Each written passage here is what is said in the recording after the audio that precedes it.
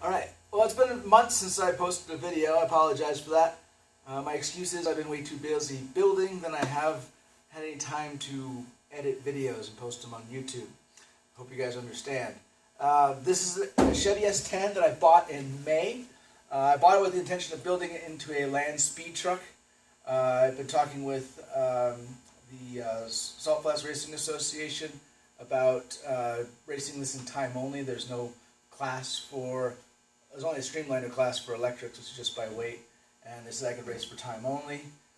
Started planning things around that. You guys saw the battery videos I've done. I built up some battery packs, and I'll post the videos on how I assembled those later on.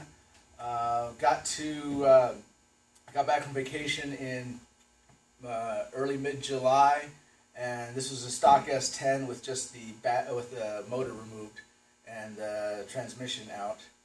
And unfortunately, the salts this year was really bad, so all the events have been getting canceled.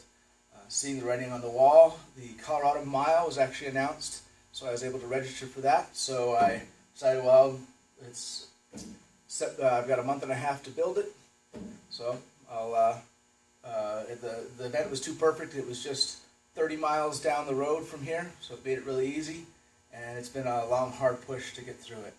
I'll give a quick rundown and I'll show you some of the stuff. Obviously, the most obvious, this is an aero cap. I put it on there just to reduce the drag on the back. Trucks are not very aerodynamically efficient vehicles, but originally I wanted a long bed, so I could even have a shallower angle, which is better for flow separation, but trying to find a long bed in decent shape. This I bought for $700. It only had 60,000 miles, but it had a rod knock in it. It had the 4.3. It is four-wheel drive. Right now I'm only running rear-wheel drive, so we'll start at the back there. I've got a Ford 9-inch in the rear here. It is a quick performance unit. It's just a standard Ford 9-inch used housing that's been narrowed. It's been gusseted. And then I have a 9-inch using a nodular rear end. I actually found online on eBay you can buy NASCAR leftovers. So this was a rear end for a NASCAR team, supposedly.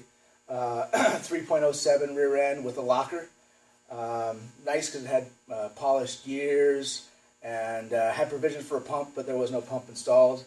Axles are just straight 31 spline axles, nothing fancy there.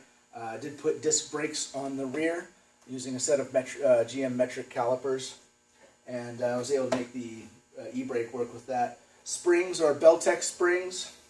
It's a 3-inch lowering spring, and I did put Caltrax on. With the amount of power that this puts out, I really wanted to make sure I didn't have just massive amounts of axle wrap. So I did put that, and then also I have a Beltec sway bar on the rear. I've got 1 inch in the rear and 1 inch in the front.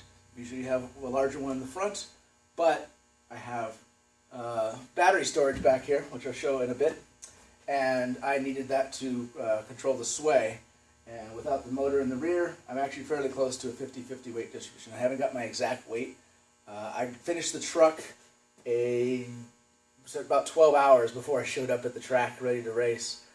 It does have a cage, and it is certified and teched now for unlimited speed at the US Mile events. So past that, stock frame, and up front, I'll show that in a bit. I did upgrade the disc brakes there as well, and I'll show that in a bit. But here in the back,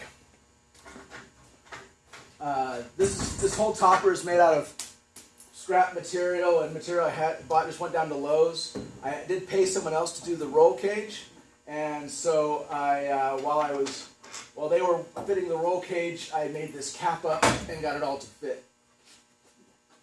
I grab the prop here.